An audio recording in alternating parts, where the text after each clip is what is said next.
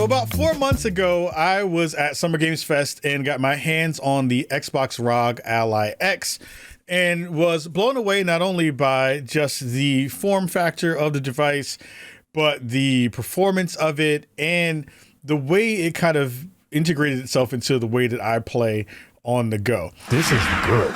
This feels great. This feels really, really fantastic. And I have to say, after now having the actual device for about 2 weeks or so, I have to say it is hitting all the marks that I hoped that it would in some aspects, and in some it still is looking like it needs a little bit more time in terms of the software side of things. I think the hardware is extremely good. I think it is really doing something special in this hardware handheld space that I think has been fulfilled not only by the ROG line already, but things that we've seen in the Steam Deck as well. So I've gotten mine a couple weeks ago and have been playing through it. And I have to say, from a device perspective, this thing has been great. I think one of the things that has been the kind of biggest telltale sign of this being something for me especially is the fact that it just feels really, really good. In this video, let me preface really quick and say, we're not going to be jumping deeply into the specs. I think there are a lot of different folks who do that work already. Make sure you go checking out their videos, link those to me. We'll try to see if we can do collaborative stuff with them as well.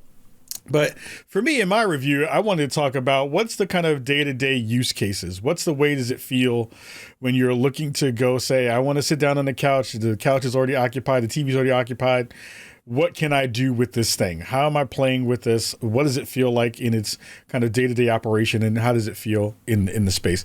This is a really well-designed piece of hardware. It feels really good. I think the thing that I was looking for that I spoke about in that initial video 4 months ago was the big differentiator for me has always been ergonomics. I think it is the best feature of what this translated device from the original design to what we've seen now with this collaboration with Xbox has given us. It's given us a device where for a person whose hands hurt a lot playing mobile devices like the Switch, like the Steam Deck, even the original ROG Ally, this has alleviated all of those things for me. The device is lighter. The device has a fantastic form factor. I know people are going to be like $1,000 for some extra handles on the side of it doesn't make a difference. But those handles are the difference between me using it and not using it. And I think that is the biggest takeaway from having more time with the device. I think what I went into this expecting was, okay, this is going to be a little bit different than what the original version was, and it's going to feel a little bit different. But I didn't know exactly, because we only had a really small amount of time to play with this at Summer Games Fest earlier this year. But when you have time to actually like sit with it, be in a different position than, the ones that are set up in a interview perspective, sitting on the couch with it, playing with it, with various different kinds of games, because when we initially played with it, we were only playing Gears of War Reloaded, which again, when you go into those very closed sessions, things are very, very scripted in a way that you're being given the hardware. There's a very prescriptive way of being given that experience. You're getting a game that's going to showcase the hardware well. You're getting a time space. You're getting space to be able to do that, and that works towards giving that experience a higher lift. But when you're in the real world, what does it feel like? And I have to say, I've been really impressed with what this little piece of gear can do. I played a bunch of different games on it that I felt would kind of give it its rigor. I played various games that I felt were going to be important to showcase not only in the way that this game is playing. So let me go back a step. The way I kind of looked at it was some of the biggest questions that came through during the discussion about what this device was going to wind up being were, will it play my library? How does that feel when you're kind of connecting multiple different storefronts to the system? And how does that play with Windows? Does it play well with it? Does it still feel clunky? What's that feel like? What kinds of games are you going to be playing on this piece of gear? And how does it perform in terms of heat, in terms of just ergonomics? And do those games feel like you're getting a premium version of those while being while playing and using the device. And let me kind of go back a step and say the gameplay experience that I was looking to have was I want to feel like I can take this wherever I go and have a really premium experience. That means frame rate is decent. That means visuals look really good on that small device. Sound, how does that work in terms of that? How does the device feel in terms of weight and heat and things like that? Is it super loud when you're playing it? You know, does it sound like a jet when you're playing it at its highest level of capacity, which is the kind of turbo 25 watt setting that I think a lot of people will be using this device for.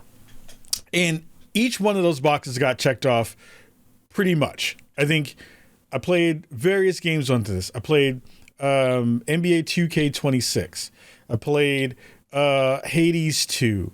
I played Forza Motorsport on it. I played a couple of other games as well that I have to look at the device and double check and see. But each one of those games and each one of those experiences at that 25 watt perspective, at that 25 watt turbo performance rating, not performance rating, but performance lever that you can switch, because you can have multiple versions of what you can kind of give from a power perspective to the games that you're playing. And that felt really good every time I would go into it. Like playing 2K on a device like this from the PC version of that game is probably a little bit unheard of. I don't think a lot of people really understand that a lot of these games are very, very intensive in terms of what you're asking your PC to do. And to be able to do that from a small form factor is much harder to be able to do it. I think folks who were looking to get into the space and say, well, I already have a device like this. I may already have a Steam Deck. I already may have a ROG device. How different is this? I don't know. I can't say. I don't have the previous ROG Ally X version. I don't know. I do know that the processor in this Xbox version of it is a little bit beefier. All the other specs seem to be the same. That bump up in processing speed definitely is kind of coming through, at least in the terms of me feeling like I can play pretty much whatever I want in good ways. There are games that I definitely want to check out. Like I ran Doom on it, Doom the Dark Ages on it. And that felt really good. Like, again, we're not playing everything at, past the spec of the screen, which is a 1080p screen. But when you dial in the settings to get to a spot where most of those games already have a performance mode, a balance mode, and a quality mode, being able to use FSR on this with some of those games does provide a fairly good bump up in visual quality and performance from frame rate. And I feel like that is the thing that I'd been hoping for, was, does this feel like I can actually play things in the way that I have an expectation for a handheld device moving forward? I think all of the things are really smart. I mean, I think, again, like a lot of folks were like, oh, you just get an Xbox button, which is over here to kind of, showcase the integration of what this is. But like, this thing just runs really, really cool. I think from a cool perspective of like, does it feel like it's running the games well in terms of what that means? Absolutely. I think it does that fairly well. I think if you are already having a device like this, you are in a good spot. If you are looking to go buy something, the ergonomics of this device actually are a game changer. It is not something that I would say lightly as just a throwaway feature of what this device is. Having these little handles on the bottom of this machine actually make this more playable than most of the devices that are out on the market currently. Now, the question goes, what is the play experience across the software version of it? This is where the conversation gets a little bit different, because I think, and again, we've been told from the team from Xbox that this is a work in progress in terms of the OS. I think the unified Xbox layer of what this device will give you, I think is really good. I think it is doing the base version of the switching between different storefronts so that you can go from an Xbox Play Anywhere title to a Steam game to an Epic Game Store game fairly well. The problem has been that the integration and the handshake that goes between the getting from one store to another doesn't feel as seamless as I would have hoped. I think downloading games to your devices has been really, really smooth. Getting in and out of Windows has been fairly fine. And some of that you do want to do because you do want to tweak some settings within Windows to kind of hopefully make your play feel better. But I think the thing that has been touted as this Xbox GUI overlay that is helping to kind of move you through the process is still a work in progress, and it still needs some work. There are moments where, there's within the ROG Armoury Crate software that kind of is the bridge between the OS layer, the Windows layer, and the Xbox layer. It's kind of a thing that's piecing those things together to kind of really tap into the hardware spec.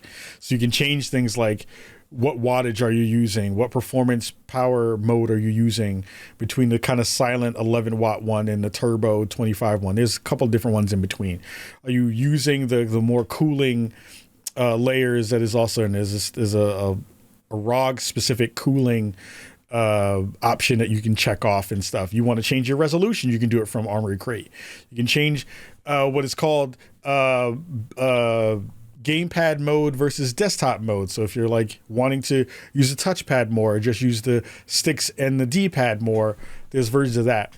That breaks sometimes when you're going from game to game or from switching from platform to platform, which is unfortunate because you then have to either go into the Armoury Crate, change a couple of settings, touch things and be like, well, I got to go, the game is responding to my button inputs right now, and it thinks I'm in desktop mode when I'm trying to just play the game in Steam big picture mode. Sometimes you have to go out of the game, go back into the game so it does the handshake so it understands that, like, no, I want to use this game as a controller. I want to use this device as a controller for these games. There are small instances of that pull you out of the experience that I don't like. But I think having, again, heard the conversations from the Xbox team about what they're trying to do, these will get worked on. I think these are pieces that are there for people who are the long haulers, the folks who are going to be sticking with this, who have spent their $1,000 for the beefier version of the device and are like, this is the experience that I'm looking for. I do think that if you're a day oneer, you should go into it with those expectations that things aren't going to be 100% perfect at launch. I think there'll be some probably day one patches that go out. There will be continuous firmware updates and software updates for the overarching platform and the overall feel of what this device is doing. But I do feel like if you're looking at the pull it out of the box, charge the thing experience, you're going to have to do Windows updates. You got to do that stuff to make sure you're kind of compliant. You're going to do a couple of Armoury Crate updates as well. The time to fun will be a little bit longer than usual in most cases, which is kind of expected for a new piece of gear. But when you're in the actual OS, there are moments when that experience feels fantastic, and then there are moments when it feels a little bit lackluster and it needs a little bit more tweaking to kind of get you into that space. The other thing that I think is the biggest caveat for a lot of these devices is battery life. I let it play. I was playing 2K. I let it run CPU versus CPU on 25 watts, which is the turbo mode, because that gives you the best visual fidelity and performance in terms of frame rate. I let that run from a freshly loaded battery, freshly charged battery, so the device died on me and turned off. Or the battery was depleted, died is a bad way to put it. And I got around 2 hours and 15 minutes of battery life. I think we're at the point now where we all understand that there is going to be a dearth of time with these devices. I don't think these are devices that are meant to be played for 5 or 6 hours. Now, mind you, I could have pulled down the power a bit. I could have, changed the spec on what the game was running internally in terms of resolution and performance in there. But I know me, and I know most folks out there who are buying these devices are, these are enthusiast gamers who are buying these devices because this is the thing that they want. They want the best of the best at all time. And yes, the cord is long, but it's not long enough for the power brick into the wall to where I would usually want to put it. I would want Asus to potentially provide a longer cord brick for that if you're going to play with it being charged at the same time, which I think is probably still the best version of playing with this device. Having it tethered to the wall sounds weird for a mobile device. But if you are looking for like in between game sessions, if you're like, I'm going on a trip, I need something for the weekend, I want to play this, before I go to bed, like those use cases are great. I am playing a ton of review games on this device just to see what it looks like from that perspective, because those games are AAA games for the most part. Those games are going to be big market games. I want to see what the experience feels like for folks who are going to be home playing those games potentially on the road as well. And those games feel good. Like I'm playing stuff. It is syncing across my game saves, which is one of the beautiful parts about Xbox Play Anywhere and Steam. Like those games are transferring their game saves in real time to the cloud and then coming back down for that kind of stuff. So that feels good. The sound on this device is impeccable. I think this is one of the best sounding devices in terms of internal speakers, being able to play sound and play audio in those ways. This thing is fantastic. I think also this is one of the most quiet devices I've ever used. I never know, like people in my room don't know I'm actually doing stuff with this device. They don't think I'm playing something else. They can see me doing it, but like that auditory just like hiss that you get from most of these kinds of devices is not there. This is from a design perspective, from a hardware design perspective, massive kudos and bravo to the collaborative teams between Xbox and Asus for making a device that is whisper quiet. It is extremely silent for what you get. And it runs really cool. I never have to worry about this thing being hot in my lap. I'm more worried about me putting it down in my lap and blocking the vents more than anything else in terms of needing to vent it out for other things in that conversation. But I have to say, the sticks feel fantastic. The buttons feel really good. The tactile feel on the face buttons and the menu buttons all feel good. The D-pad feels extremely good. Feels very, very sturdy. Like the build quality of this is great. The screen is beautiful. It's super bright. It's vibrant. It's colorful. I love the little accents that you get around the device when you have the RGB mode stuff on and you have the lights around the thumbsticks and stuff like that. Those are nice little additions to be able to have for a system like this.